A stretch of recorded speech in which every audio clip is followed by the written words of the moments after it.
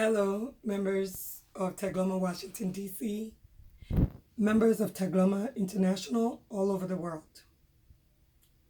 This is part 2 of this series of videos in regards to the interference from the Federation Board to the Washington, D.C.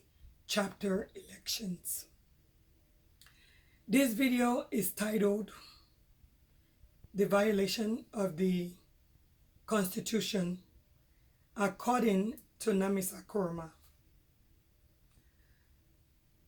I am doing this video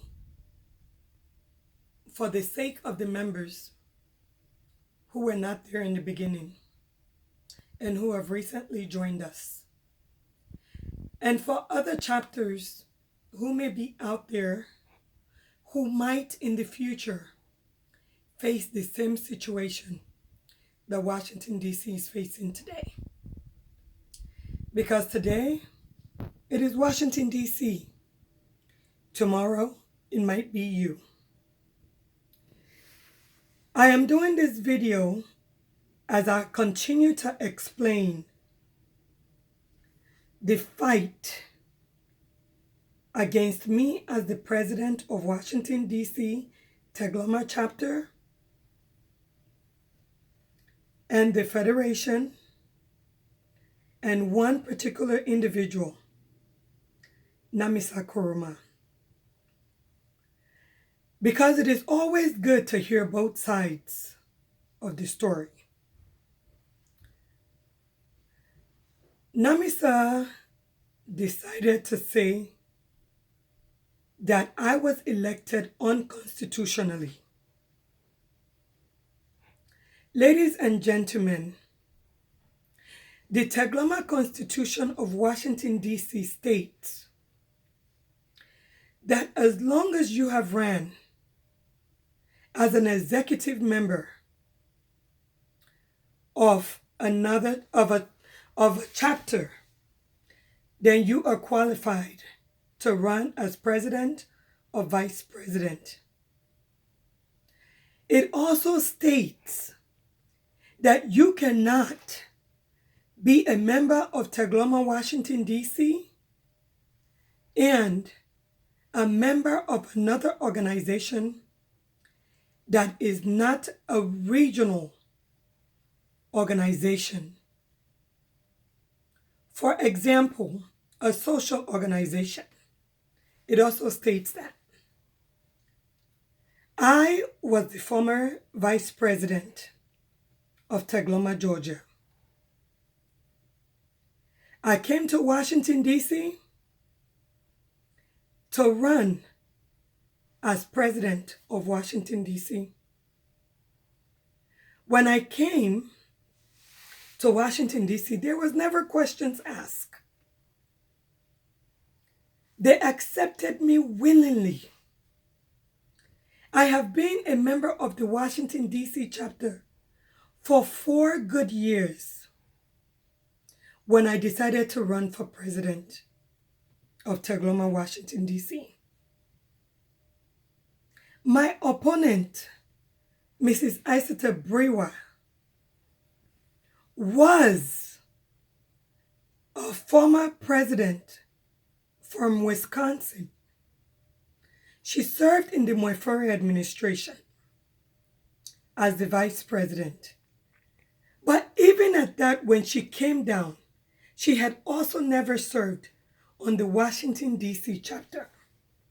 The Constitution is not specific in where you served. But as long as Tegloma is one umbrella, it should not matter where you served.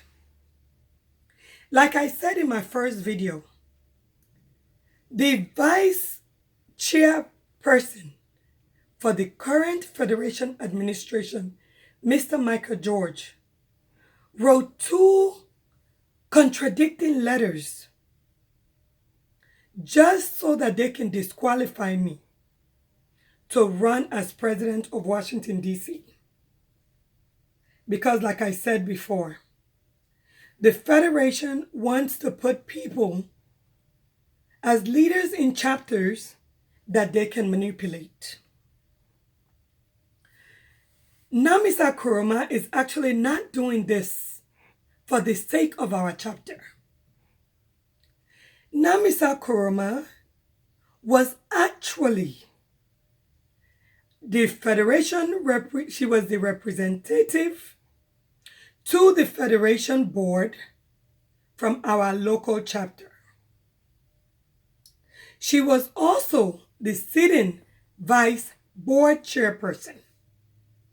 But I tell you as members, the Constitution states for you to be a member of the Federation, a representative to the Federation, you must also be a member of your local board. Namisa Kuroma was never a member of the local board. So she feared that once I become president, she will be removed from her position. So everything that has been going on has been in her own interest, because she wanted to maintain her position as the Federation Vice Board Chairperson. Now, she stated that we violated the Constitution because I was never an executive member for Washington, D.C. Yes, that is correct. I was never a member of the Washington, D.C. chapter serving as an executive, but I was a member of another chapter that belongs to the Tegloma family. So that alone qualifies me. Madam Elizabeth Brewer, who was my opponent, was a member of an organization which also disqualified her to run as president of the Washington, D.C. chapter. If Madam Brewer would have won, we would not have all these issues. The only reason we're having this issue was because Madame Brewer did not win. And the Federation did not get the candidate of their choice, because you, the members, voted for the person you wanted. I am making this video because it is always good to know the two sides of the story. When I became president, it was my aim that for the sake of peace, we will still keep Namisa as a representative to the board. However, she wrote a letter to say that she does not recognize my presidency. Would you work with somebody who does not recognize you as a leader? No, you would not. If you are true to yourself, the answer is no. Since that day, Namisa has been fighting me. She has gone through one complaint through another. The chairman of the board, Mr. Senesi, stated that we violated the Constitution. The electoral commissioners decided, because this was a family organization, and they had sent a letter to the electoral commissioners contesting my candidacy. I also sent a letter to the electoral commissioners contesting the candidacy of Mrs. Isata Brewer.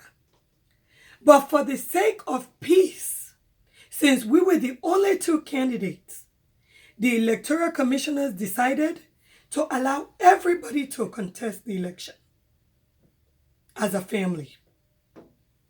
And this is the place where Namisa is saying the Constitution has been violated. She voted in that election. She was a polling agent for Mrs. Isata Brewer. She counted the votes for Mrs. Isata Brewer. When she lost, she failed to accept the results. Since then, Mrs. Isata Brewer has conceded. She is working with the administration. She is the one that I ran against. If anybody had any issues, it should have been her. If anybody had any complaints, it should have been her. But Mrs. Namisa, like I said, because of her own interest, because of her knowing she will no longer be the representative to the Federation Board from our chapter, she wanted to revenge. She wrote a letter to our local board that she was contesting the results of the election and would not accept me as the president. The local board simply suggested that she must follow protocol. She did not follow protocol. She insulted them.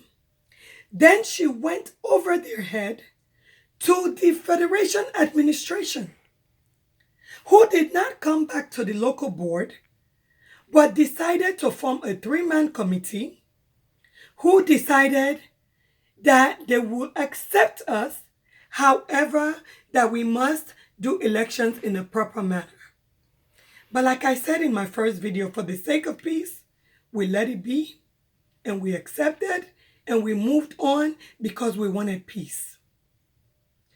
That was not enough. The Federation made their decision.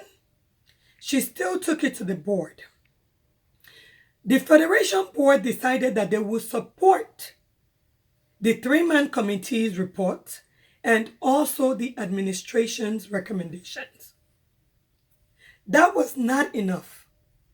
That's when she went again and appealed. But this time, instead of the board notifying us as Washington, D.C., or even my local board, they decided to go into voting and to vote us out.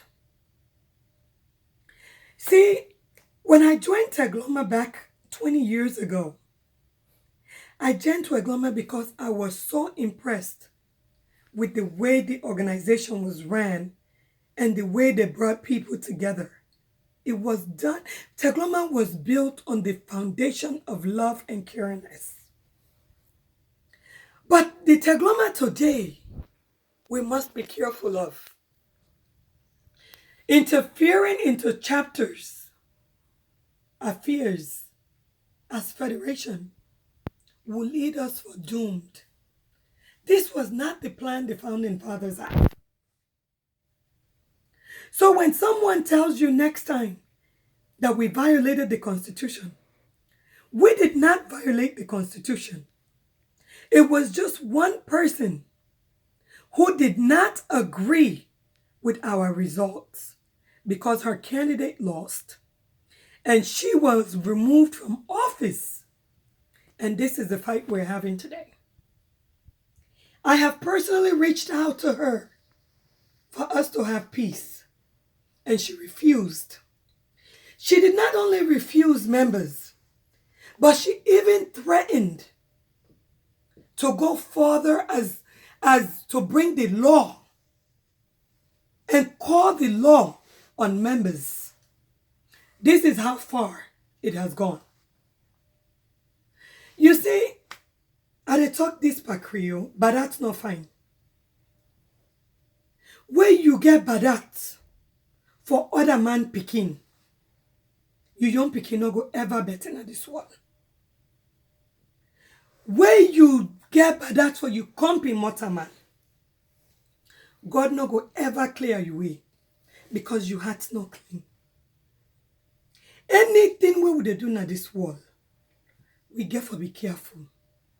Because we are accountable to the living God. Where they see everything we would do. Even in the dark and in secret. They see everything. And one day, we all go pay the price for we actions them. I thank you. God bless Tegloma, Washington, D.C. God bless you all. Think about it. Have a wonderful week.